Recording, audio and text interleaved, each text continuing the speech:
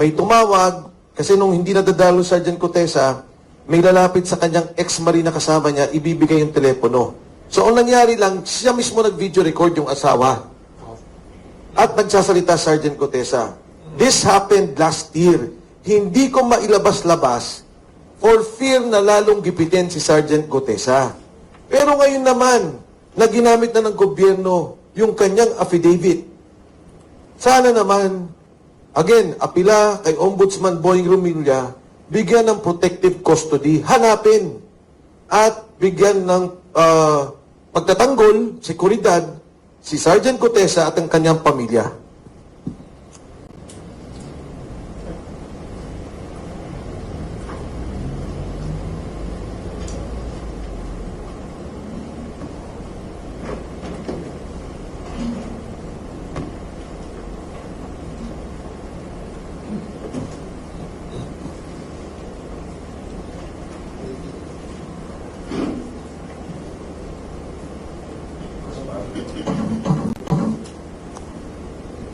Telepon, lumilipat ba?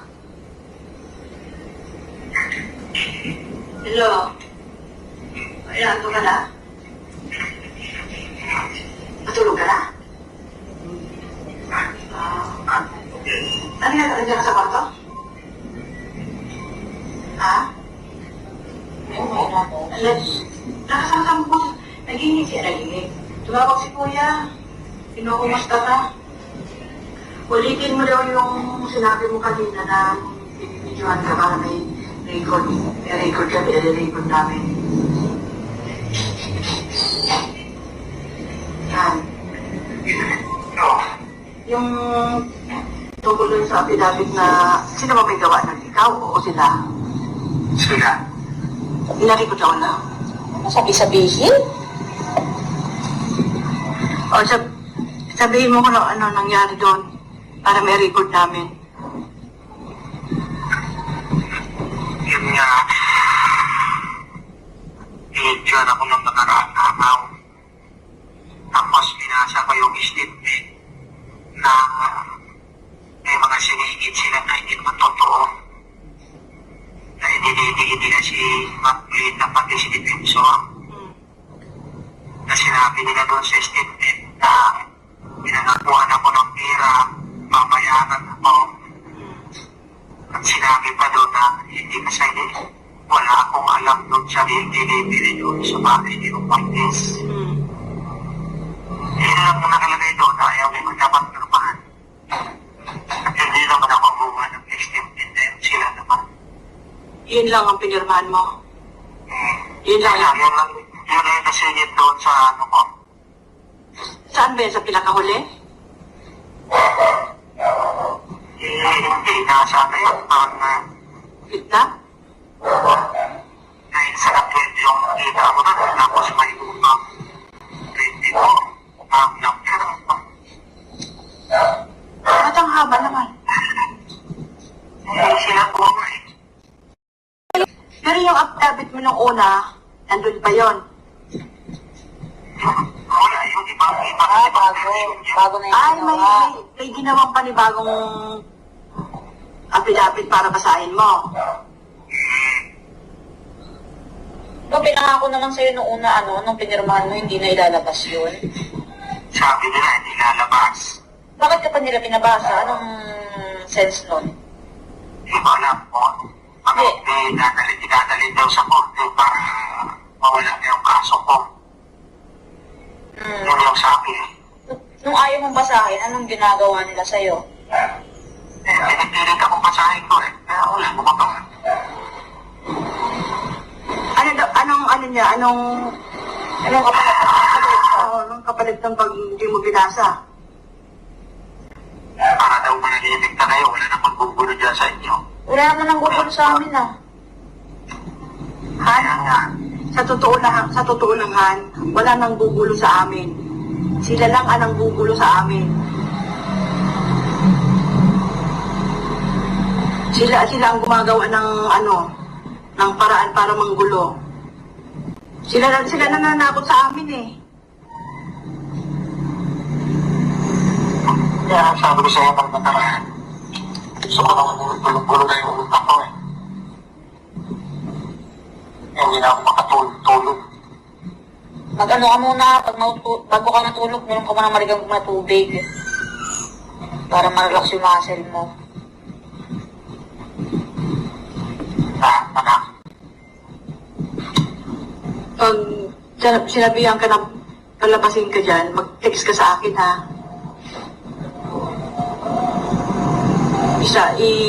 Ano mo agad sa akin, i-text mo agad sa akin. Kung ano sa kanila, pabantayin ko lang sila doon kung may hearing ng korte, pabantayin ko na lang sila sa sini. Mabantay talaga sila doon. May isa sa loob, may isa sa labas. Tatlo yan, tatlo daw. Kasi pag pinalabas ka, may contact na kami doon sa loob. Doon ka na lang muna sa loob. Hindi ka na lalabas doon. Hindi ko alam mo. Yaano nila sa akin na yun. Hirap.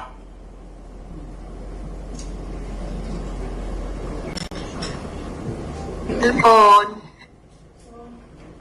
So, Secretary Pacheco, it was recorded last year pa po. Last year. And that was the last conversation of the wife to Sergeant Odessa. Kasi nag-worry ako sa kanya, hindi ko siya nakikita. Nag-worry ako, hindi ko nakikita. So, sabi nung isang kasama, I think kaya sinabi, di ba, nung si Kuya, kung pwedeng record ninyo. And, confidentially, nasend sa akin. Sinend niya siguro dun sa isang kasama niyang ex-marine. So, parang sinasabi na ito, buhay naman. Except, kung napansin nyo, ang sinabi niya, di ba, hindi ko lang kung palalabasin ako. Pag pinalabas ako, paalalayan niyo ako. Yun yung Senate hearing dapat na hindi natuloy. Na kung palalabasin ako, sabi, sige, may contact na kami sa loob and hindi ka namin papalabasin na. The plan then was, pag pinalabas siya, hihilahin namin siya sa office ni Senator Marcoleta. Isisecure na muna namin siya. That was the plan then. Pero yun nga nangyari, hindi lumabas. Hindi siya napalabas. So, diba yung sinabi doon, number 1, iniba ang affidavit at ang sinasabi na bayaran ka ni Marcoleta at ni Defensor. And that number 2, wala kang delivery sa bahay ni Martin Romualdez. Kaya, ito yung panawagan ko ngayon. For the longest time, na nahimik ako, tinitiis ko yan, kung ano yung ginawa nila kay Gutesa, pero ngayon naman, ginamit na ninyo sa kaso. Kasama nyo na sa kaso, sinabi nyo na yung mga sinasabi niya ay sangkap doon sa final kay Speaker Martin Romualdez, and nananawagan ako kay Ombudsman na kung maaari, within his authority, within his sphere of influence, ay maprotektahan na, makuha si Sergeant Gutesa, mapalabas na, at maprotektahan siya at ang kanyang pamilya. Dahil ang paniwala ko, Wilson, kung siya lang, hindi matatakot si Gutesa. Kung siya lang, hindi atras. Pero, again, narinig nyo naman, di ba? Sabi, titigilan na kayo. Sinabi niyang kaso, aatras yung kaso sa'yo, yun yung kaso sa affidavit na ipinail sa Manila. Na sinabi doon na siya ang kakasuhan pa. So, yun yung binabanggit doon. So, again, thank you sa inyong lahat for that opportunity. Kasi ngayon ko lang ito nilabas. First time. And I hope that this will help Gutesa and his family. Dahil, again, siya ang kakampi ng ombudsman sa kasong to. Sino po kumuha sa kanya dinala kung saan lugar? Ano po nangyari? Ano legally ang process pa paano siya Kasi nawala? ang nangyari doon, Wilson, when we were talking, nakaupo kami. Oo. Binasa niya yung kanyang affidavit. Ako sabi ni Senator Marcoleta, sabi, Sarge, ilagay mo doon sa huling probation yung protective custody. So sabi niya, okay. So kung panoorin niyo yung Senate hearing, sinabi niya na umiling po ako, nabigyan ako ng proteksyon ng Senado. Nung in the middle of the hearing, na pinapanood ko siya, nagulat ako, sabi na niya, hindi ko na ho kailangan ng proteksyon ng Senado o proteksyon ng DOJ. Di ba ganun yung nangyari? Tapos sabi, tinanong siya ni Senator Bato, sabi, ba't talaga yung Marines? From there, alam ko napunta siya sa Marine Compound. Kasama nung MC2. Sa pagkaalam ko ha, MC2. Pagkatapos nun, wala na. Hindi. In fact, pag labas pa lang ng Senate, wala na akong alam. Hindi ko na siya namomonitor. Bigla na lang magpaparating ng balita. Pinapasabi sa inyo, nandito siya sa ganito. O pinapasabi, nag-save siya dito. Mga ganun na lang. So, hindi nyo, wala pong information kung sino kumuha sa kanya, saan siya dinala, paano siya Okay. Ang kwento is, nung una, totoong proteksyon. Protect by his former na mga kasama at saka yung unit niya. Okay. And then later on, naging detain na. Na-detain na siya. Pero madaming transfer ha. Hindi lang to isa o dalawa.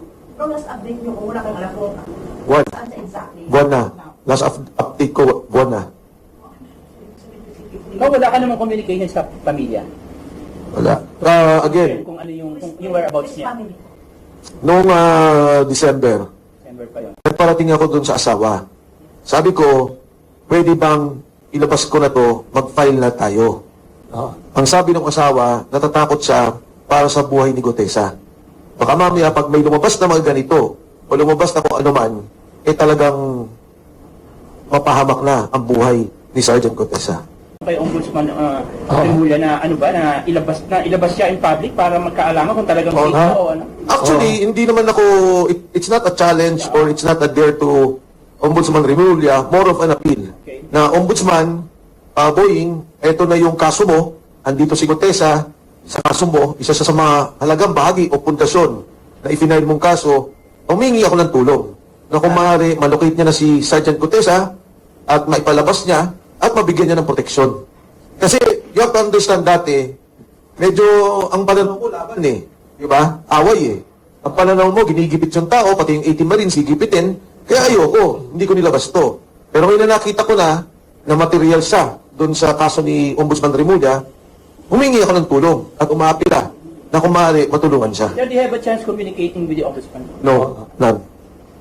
Sir, so balik tayo doon sa pagsasampa ng kaso ni Ombudsman kay Martin Romualdez. So, wala ka parang nakikitang motibo dyan, sir? Kasi baka mabudol na naman tayo. Parang possible ba na mahinang case or fake case yung ba sinasabi niya? Tapos, Tama. may ganyan ba possibility? Maraming ganyang mga reaksyon sa katotohanan. Kaya nga ang sinasabi ko nga, kung kinakailangan pa ng pagtulong mula sa 18 Marines, tutulong pa sila para lalong mapalakas ang kaso. Pero alam nyo, itong kasong to kasi, pag i-final to, plunder, kulong kagad eh. Habang naghihiring ng kaso. Walang bill yan, ano? Walang bail. Plunder. Kaya, naintindihan ko naman, yung pangamba ng iba, na baka budol-budol, baka skripto, pero mabigat to eh. The fact na isinama yung 18 Marines at si Sergeant Gutesa, mabigat para sa akin dahil may personal knowledge sila sa delivery ng pera. Critical ang ledger ni Saldico. Critical yung ledger ni Saldico. Bakit nagkaroon ng delivery na 2 bilyon? Saan galing yung delivery sa ledger ni Saldico? Makikita saan ang galing ang komisyon para sa delivery yun. So, importanteng madikit-dikit pa rin ang lahat ng ebidensya. Kaya nga, kala ko yung kay pagpunta ni Secretary Vida, isa yun sa mga gagawin. Hopefully naman, magawa pa rin nila, may pagkakataon. And importante, siguro dapat makausap talaga nila si Saldi. Alam mo, for example, no, naalala nyo, ayaw payagan si Saldi ko sa Blue Ribbon Committee. Yes. Ayaw payagan. Yeah. Pero ito, kinuha na yung evidence ng videos ni Saldi ko. If I may read the particular provision of this, ito sinabi niya, the masterminds of the flood control kickback scheme, at the time relevant to the controversies, Romualdez was representative of the District of Leyte. Tapos sinasabi niya dito, notably, Romualdez himself, the Speaker of the House, possesses vast powers, which are but not limited to the following: management of the committee, blah, blah, blah. So parang sinasabi na niya yung relationship. Ngayon, admissions and statements of Co relating to his and Romualdez's role in the infrastructure funding scheme. Sabi ni Ko, the chairperson of the House Committee on Appropriations through publicly released video statements made detailed declarations concerning his involvement in a scheme relating to the manipulation of public infrastructure funding, including the collection and transmission of funds purportedly derived therefrom. So yung mismo ano nito eh. Ito yung the testimony, consistent with the testimonies presented during the hearing. Yun naman yung mga delivery ng pera. So parang dinikit-tikit niya. Ngayon, kung gagawin ng legal talaga lahat ng video ni Ko at talagang papayagan siyang, sige, huwag ka munang umuwi. Dahil baka iniisip mo, delikado buhay mo, pero lahat ng to, pirmahan mo, lahat ng to, i-accept namin na ebidensya, magsabi ka ng totoo, ang laking bagay niya. Yung pananahimik ng sa Senado, sir, yung Blue Ribbon Committee, anong ikita mo mga Naunahan na sila ni Boying Remulla. Sana madagdagan pa nila. Pero naunahan sila ni Boying Remulla. Last question ko. Hindi ba lumaro sa isip mo, sa imahinasyon mo na itong move ni Remulla na magpapile na ng ganyan, he's pushing through the filing of the case against Romualdez. Hindi ba lumaro sa isip mo na may go signal na siya kay BBM? O, ang tanong ha, kung may go signal to ni BBM, kung lumaro sa isip ko. Ako kasi, mahirap mag-analyze pa o gumawa ng opinion. No? Kasi, parang sa akin, lahat ng yan eh. Tama ba tong kaso? Paulit-ulit kong pinabasa. Bakit may ganitong kaso? Ito ba'y itinulak ni BBM? Ang para sa akin lang, lahat ng yan lumaro sa isip ko lahat. Ang importante lang sa akin is number one, nailagay sa ebidensya ang video statements ni Ko, nailagay ang statement ni Gutesa, which is official anyway sa Senado, nailagay yung affidavit ng 18 Marines, na official din naman submitted sa Ombudsman. Kasi at that time, binabaliwala eh. Hindi pinapansin, pinapatay yung storya.